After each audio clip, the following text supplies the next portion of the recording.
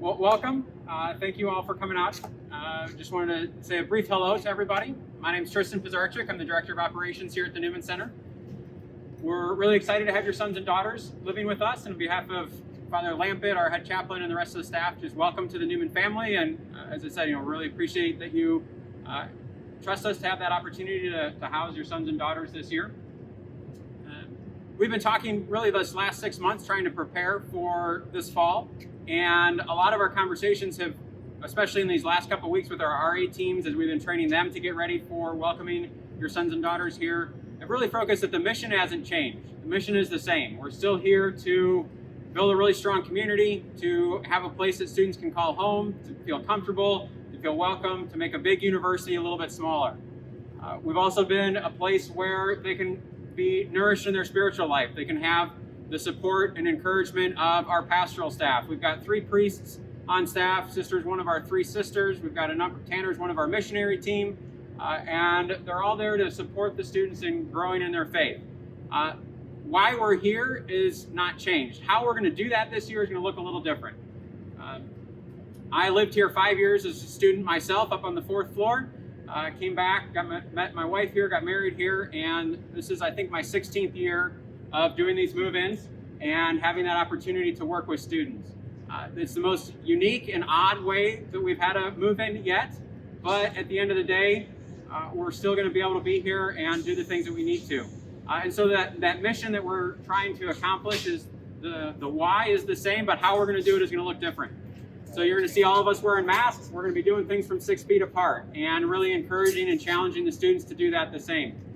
We've tried to find that balance of providing the safeguards and things in place and also giving the students the opportunity to take that adult responsibility and need to do the things that they're being asked to do to keep themselves safe.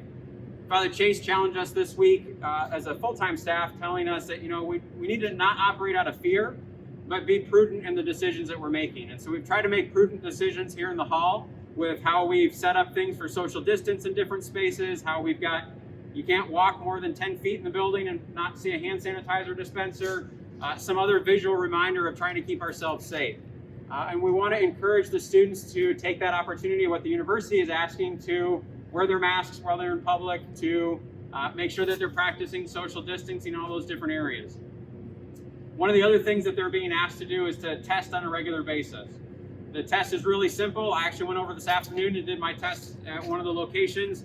The hardest thing is you got to get a whole lot of spit when you haven't had anything to drink for an hour. And it worked out well. And that opportunity is just going to be something we're going to continue and encourage throughout the semester. There's a really great location during the rest of the school year, right in front of Follinger, which is a block away. Tomorrow, if they didn't have an opportunity to test today, they're asking students to test within 24 hours of arrival on campus. And so tomorrow there are 3 locations between 10 and 3 that are open. There's one at the Illini Union, there's one at Washington Park, and then there's one at NCSA, which is on Clark Street a little bit away. I walked over to the Union, there was a very long line. The line wasn't too bad over at the NCSA, so if they haven't had an opportunity, we encourage them to do that. Some of the other staff that you don't see, but Jen is our resident director and she leads that team of RAs. The RAs really are that first resource for your son and daughter, and we're going to encourage you to send them to them. If they have questions, if they have concerns about kind of navigating college life, about getting acclimated, that is their first resource. Jen Lamontagne is our director of marketing communications, so she takes care of getting all that communication out to parents, to the students, helping to communicate the message and explain all of the new things and all the complicated things that are going on in a way that hopefully is simple and understandable. She's the one that's answering all your questions on Facebook and all those other methods. We've got another great team. You probably met Audrey, Cindy, some of the other folks in the office, but they're all there to provide that support and that encouragement and that help throughout the year. One of the first opportunities your son or daughter has to do something and get involved is tonight. So at 6 p.m. they're going to be doing our welcome back dinner. In years past, we've all kind of jammed everybody into the dining room so that you kind of see the whole community. To make sure that we're doing things socially distant and safely tonight, we've got 5 different satellite locations that they're going to be eating in. So one is here in the courtyard. There's a couple others spread throughout the building. So they'll be eating with their roommates, their floor mates in those small groups so that we can make sure that we're having social distance, we're doing the things we can to keep safe, but they can start meeting those other people in the buildings. Some of our pastoral staff will be there to talk about the spiritual opportunities that are going on here.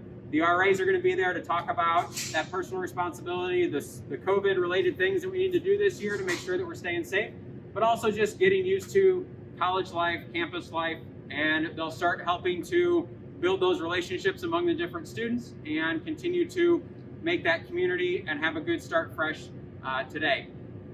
Dining starts pretty much tomorrow, so there's some modified hours and everything, and they should have gotten an email last night with all that information.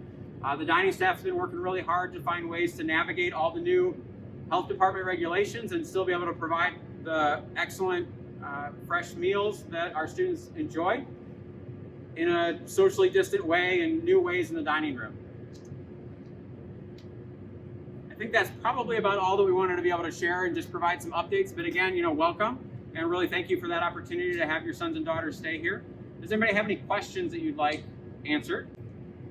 So the question was about residents eating in the dining room. And so the dining room is reserved for residents. And so we're not doing kind of outside dining this year. We normally are open to professors and faculty and other people to come in and eat, but to make sure that we have enough space for our residents, we've closed to the public from that standpoint. So residents are allowed to eat in the dining room.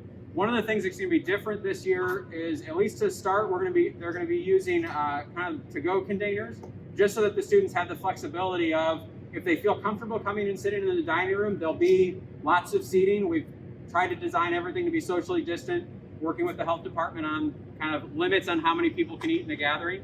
There's lots of outdoor dining. We've added some extra seating in the north courtyard. We've also added seating on the 2 North Terrace, so that those that are more comfortable eating outside and have that flexibility will have that flexibility. If they want to eat in their room, they're welcome to do that, but we also want to make sure that they have the choice to do a couple different things.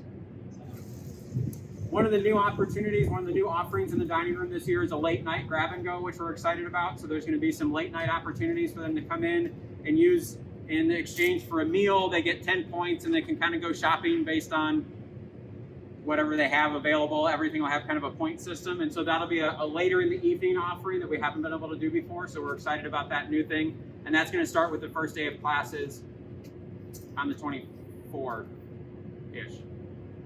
Sure. So the question was, if your son or daughter tests positive for COVID, what's the process?